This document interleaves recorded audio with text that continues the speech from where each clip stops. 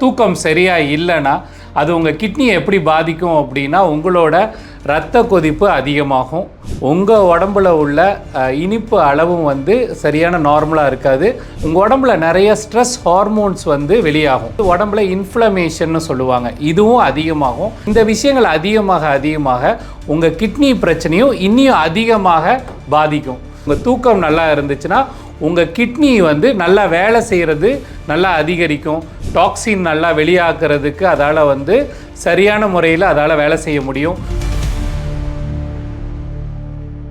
தூக்கம் வந்து கிட்னியை பாதிக்குமா அப்படின்ற ஒரு கேள்விக்குறி நிறைய பேருக்கு இருக்குது.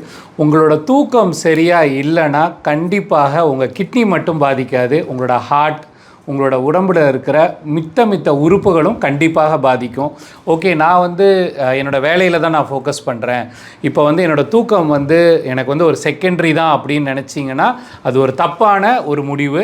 இப்போ உங்களோட உடம்பு வந்து பார்த்திங்கன்னா 24 மணி நேரமும் உங்கள் உடம்புல இருக்கிற உறுப்புகள் வேலை செஞ்சுக்கிட்டே இருக்குது. அதில் உங்கள் கிட்னியை நம்ம பார்த்துக்கிட்டோம் அப்படின்னா 24 மணி நேரமும் அது உங்கள் உடம்புல இருக்கிற டாக்ஸின்ஸை யூரின் மூலியமாக வெளியாக்கிக்கிட்டே இருக்குது.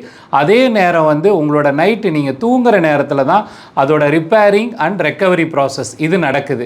அதனால் நீங்கள் சப்போஸ் தூக்கம் சரியாக இல்லைன்னா அது உங்கள் கிட்னியை எப்படி பாதிக்கும் அப்படின்னா உங்களோட இரத்த கொதிப்பு அதிகமாகும், உங்கள் உடம்புல உள்ள இனிப்பு அளவும் வந்து சரியான நார்மலாக இருக்காது, அதிகமாக இருக்கும், உங்கள் உடம்புல நிறைய ஸ்ட்ரெஸ் ஹார்மோன்ஸ் வந்து வெளியாகும். அப்புறம் 4வது விஷயம் வந்து உடம்புல இன்ஃப்ளமேஷன்னு சொல்லுவாங்க, இதுவும் அதிகமாகும். இந்த விஷயங்கள் அதிகமாக உங்கள் கிட்னி பிரச்சனையும் இன்னும் அதிகமாக பாதிக்கும். ஸோ அதேனால் நீங்கள் என்ன செய்யணும் அப்படின்னா தூக்கத்துக்கு முக்கியத்துவம் கொடுக்கணும். ஒரு 5 விஷயம் நீங்கள் கண்டிப்பாக செய்யணும். உங்களோட தூக்கம் வந்து 7லேருந்து 8 மணி நேரம் கண்டிப்பாக தூக்கம் வந்து இருக்கணும். 5 மணி நேரத்துக்கு கீழே தூங்குனீங்கன்னா கண்டிப்பாக அது உங்கள் உடம்பை வந்து பாதிக்கும். அடுத்தது உங்களோட ஸ்க்ரீன் டைம், இப்போ ஃபோன் நம்ம நைட்டில் ரொம்ப பார்க்குறோம்ல, அந்த ஸ்க்ரீன் டைம் வந்து குறைக்கணும். ஃபோன் பார்க்குறத வந்து கண்டிப்பாக தூங்குறதுக்கு ஒரு 1 மணி நேரம் முன்னாடியாவது இந்த ஃபோன் பார்க்குற பழக்கத்தை வந்து நிப்பாட்டிடணும்.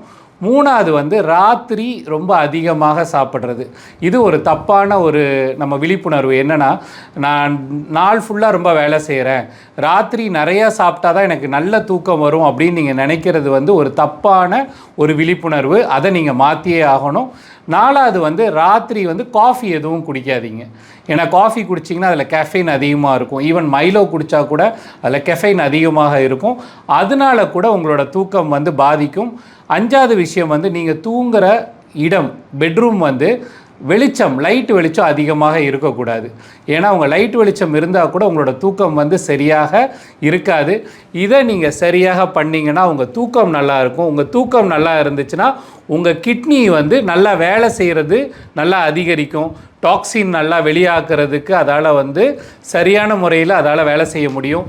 உங்கள் ப்ரெஷரை வந்து நார்மலாக கொண்டு வர முடியும், இனிப்பு நீர் நார்மலாக கொண்டு வரலாம். உங்கள் உடம்புல வந்து அந்த ஸ்ட்ரெஸ் சம்மந்தப்பட்ட பாதிப்புகள் அதிகமாக வராது. அதனால் இது கிட்னி மட்டும் இல்லை, ஹார்ட், பிரெயின், அதாவது மூளை பகுதி, உடம்பில் இருக்க மித்த உறுப்புகள் பாதிக்காமல் இருக்கணும்னா கூட உங்கள் தூக்கத்துக்கு முக்கியத்துவம் கொடுங்க. உங்கள் கிட்னி மற்ற உறுப்புகள் ஆரோக்கியமாக இருக்கிறது உங்கள் கையில் தான் இருக்குது. உங்களுக்கு எங்களோட சேவைகள், அதாவது ஆலோசனை வேணும், அப்பாயின்மெண்ட் நீங்கள் ஃபிக்ஸ் பண்ணி எங்களை சந்திக்கணும்னா கீழே உள்ள நம்பருக்கு காண்டாக்ட் பண்ணி எங்களை நீங்கள் சந்திக்கலாம். நன்றி, வணக்கம்.